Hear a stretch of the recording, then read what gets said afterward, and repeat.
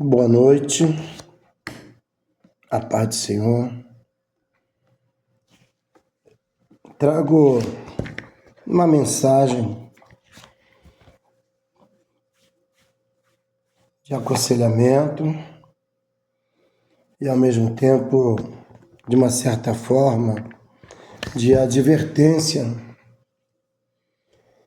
e, de uma certa forma, nos deixa constrangido. E se pudéssemos, era um assunto do qual não gostaria mais de tratar. Mas não é como a gente quer, porque o assunto que eu vou tratar não se diz respeito à minha vida, não se diz respeito à minha casa, não se diz respeito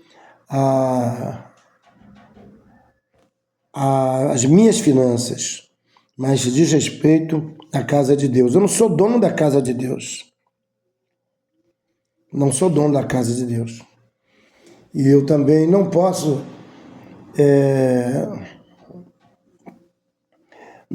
ser inconveniente, já sendo, de uma certa forma, né, aos olhos de alguns, mas também não posso ser conivente. Não posso ser conivente, porque eu não sou dono da obra. E falo porque é bíblico e é necessário. Por mais que muitos aí buscam fechar os nossos lábios dizendo outras coisas. Mas a Bíblia, de Gênesis e Apocalipse, ela afirma outra coisa, ela afirma a verdade. Não é com cobrança, mas é com preocupação. Preocupação com as nossas vidas, preocupação com a nossa salvação e preocupação com a nossa fidelidade em relação à fidelidade com Deus. Amados, a mensagem que eu trago começa a seguinte reflexão: não deixe a casa do Senhor em ruínas. Irmãos, a paz do Senhor. A paz do Senhor, irmãos. Quero falar a respeito dessa situação, mas não com ar de exigência nem cobrança, mas de preocupação e também com amor. Amor à nossa vida, à nossa salvação e para com a nossa fidelidade. E amor à obra. Amor à obra. Mas com a verdade. Com a verdade. Quero falar com amor, mas com a verdade. Tem crente que chora quando a bênção atrasa, mas não derrama uma lágrima quando a casa de Deus está sofrendo. No livro de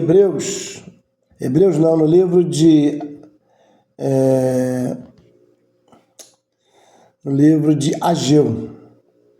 No livro de Ageu, a palavra de Deus, lá em Ageu capítulo 1, versículo 4 a 9, diz: acaso é tempo de habitais vós, apaneladas, enquanto esta casa permanece em ruínas? Considerai os vossos caminhos. Semeais muito e recolhei pouco, porque a minha casa está em ruínas, enquanto cada um de vós corre à sua própria casa. Então, e aí continua dizendo, Deus está falando conosco. Hoje a pergunta é exatamente essa. E Deus pergunta através da palavra, e a pergunta dele é bem clara. A pergunta é bem clara. De forma direta, bem direta. Porque a casa tem reforma, mas a casa do Senhor tem goteiro. As nossas lares, nossas casas, nós cuidamos bem, mas a casa do Pai nós deixamos a reveria, deixamos de cuidar, de tratar. No nosso lar, a gente busca reformar, fazer o melhor. E aí, dentro desse contexto, eu compartilho 3 verdades. 3 verdades que precisamos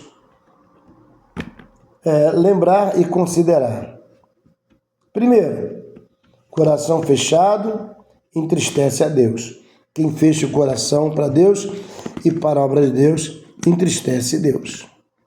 Está lá em 2 Coríntios, capítulo 9, versículo 7. Que diz, Deus ama a quem dá com alegria. Não é sobre valor, é sobre coração. Caim ofertou sem amor e foi rejeitado. Não é valor. Esses dias passados eu falei isso para um irmão que veio conversar comigo sobre essa questão. Falei, irmão, a questão não é valor. A questão é a doação de coração, é voluntariedade. E é algo que não se deveria nem pedir. Porque quem faz a manutenção da casa do Senhor somos nós. A viúva deu 2 moedas e foi honrada. Por quê? Era tudo que tinha. Não estou pedindo, ninguém está pedindo para você trazer tudo que você tem. Não. Estamos pedindo que você honre a Deus com aquilo que Deus já te deu. O céu não olha o tamanho da oferta, olha o tamanho do desprendimento. Mão fechada, fecha o céu. Aí está lá em Malaquias 3,10, aí você diz, mas Malaquias 3,10 é Velho Testamento. Nós vamos fazer um podcast e vamos convidar todos aqueles que têm dúvida no ministério para tratarmos desse assunto ou em reunião ministerial. A Bíblia não vai dizer não, a Bíblia diz, ela fala, ela mostra.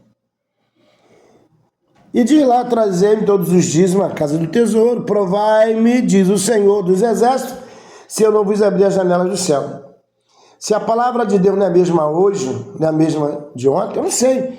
Alguém diz, Velho Testamento, mas a Bíblia diz que a palavra do Senhor é a mesma de ontem, é a mesma hoje, será a mesma eternamente. Que o Deus é o mesmo. Se eu e você, que somos filhos de Deus, não cuidarmos da casa que Deus nos confiou, quem é que vai cuidar? Quem é que vai fazer a manutenção? Se diante da necessidade de nós ofertarmos e dizimarmos, as pessoas já não fazem voluntariamente, imagine se deixar, então, à mercê do interesse de cada um. Diga para mim. Tem irmão que ora por janela aberta. mas mantém a porta fechada da contribuição. Mantém a porta da contribuição trancada. Não adianta pedir chuva com o telhado fechado. Essa que é a realidade.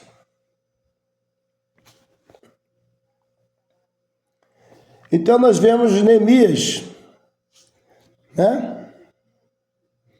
Vemos nos dias de Neemias. A casa do Senhor é responsabilidade nossa. Está aí, nos dias de Neemias, né? Neemias viu os muros caídos e chorou.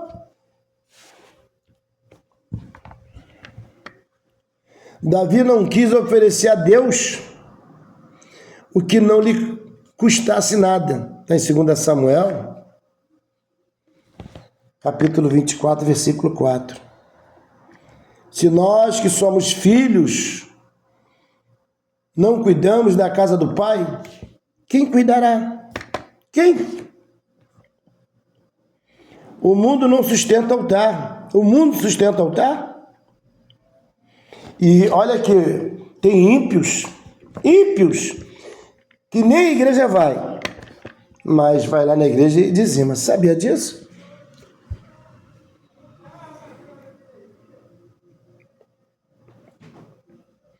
E nós, irmãos, deixa eu perguntar a mim e a você uma coisa. Se faltar cadeira, onde seu filho, onde você, onde eu, onde vamos sentar? Se cortar a luz, como vamos orar no escuro? Orar no escuro é fácil. Os olhos estão fechados. E adoração. Embora que muitas igrejas estão apagando as luzes para ter liberdade para adorar. Eu, sinceramente, nunca ouvi falar de adorar nas trevas. Se o teto cair, onde eu e você vamos congregar? Nas casas, nos lares? Porque a igreja primitiva não tinha igreja. Olha o contexto e a história da igreja primitiva. Mas mesmo assim, tudo entre eles era comum. Eles eram unidos na oração e no partir do pão. A obra não é minha, não é sua. A obra não é minha nem sua. A obra é para Deus. E sabe por que a obra não para mesmo sofrendo? Sabe por que a obra, mesmo sofrendo, ela não para? A obra não para porque Deus é quem garante. Porque Deus é grande. Mas é necessário que homens, que alguém pague o preço. Se você não paga, se você não apoia, poucos pagam o preço sozinhos.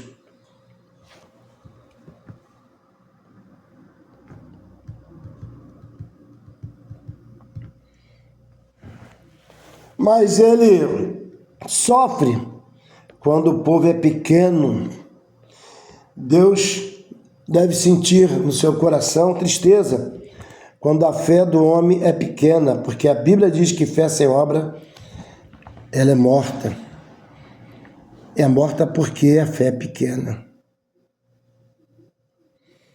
Não estou falando de dar o que você não tem. Estou falando de contribuir. Estou falando de ser fiel no que Deus já te deu. No que Deus já te deu. Aliás, não é só Malaquias 3,10 que nos garante isso. João 8,32. Perdão. João 6,33. Essa aqui é a realidade.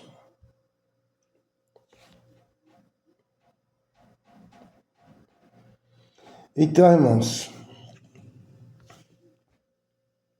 o milagre da multiplicação aconteceu quando o menino abriu a mão e entregou os 5 pães. O milagre só vai acontecer na minha vida, na sua vida, e o crescimento espiritual nas nossas vidas e a prosperidade no nosso lar, que não é só dinheiro, paz, saúde, portas abertas, crescimento espiritual da igreja, crescimento físico da igreja. Esse milagre só vai acontecer quando a gente abrir as nossas mãos e abrir os nossos corações.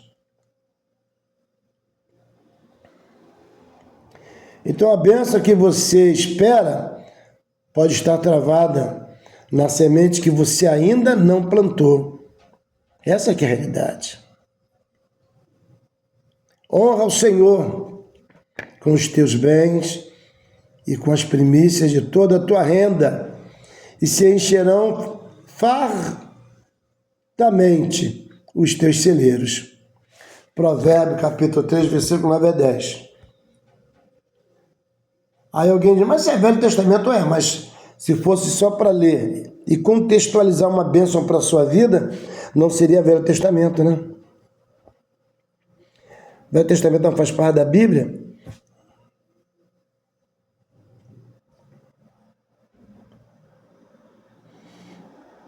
Não deixe a casa do Pai em ruínas. Ela é sua também.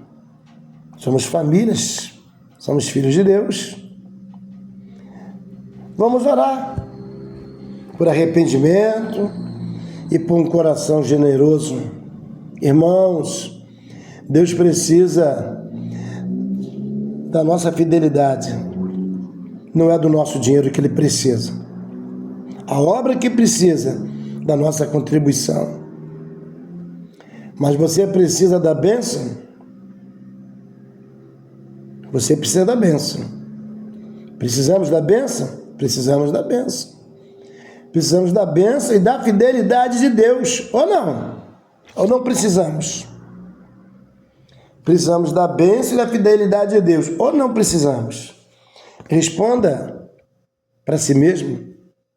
Responda para si mesmo. A igreja é a sua família. É ou não é? A igreja é a sua família.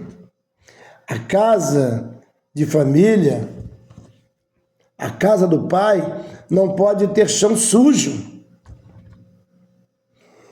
e conta atrasada, enquanto os filhos vivem no conforto que o próprio Pai os abençoou. Pensemos nisso, oremos sobre isso. A obra é grande, mas Deus é amor. Deus é amor. A obra é grande, mas Deus é muito maior. As dificuldades são grandes, mas Deus é maior. Os empecilhos, os problemas são grandes, mas Deus é maior. O amor de Deus é imensurável. A misericórdia de Deus é imensurável. As promessas de Deus são reais e verdadeiras. O próprio Cristo no mundo 3 aflições, mas tem de bom ânimo. Eu venci o mundo. Ele disse isso por quê? Porque Deus é aquele que multiplica. Deus é aquele que abençoa. Deus é aquele que realiza. Lembra? Grandes são as dificuldades, mas mesmo diante das dificuldades, das limitações, mas a obra continua. Por quê? Porque Deus é grande. A obra é grande, mas Deus é maior. Mas Deus não vai fazer o que eu e você temos que fazer. Deus não vai fazer o que o homem pode e deve fazer. Ele é contigo, Ele é comigo, Ele é conosco. Com todos aqueles que buscam ser fiéis ao Senhor até o fim. Deus nos abençoe e nos dê um coração segundo o coração dele. Que sejamos filhos generosos, cuidadores da casa do Senhor. Que Deus nos abençoe. Fiquem todos na paz do Senhor.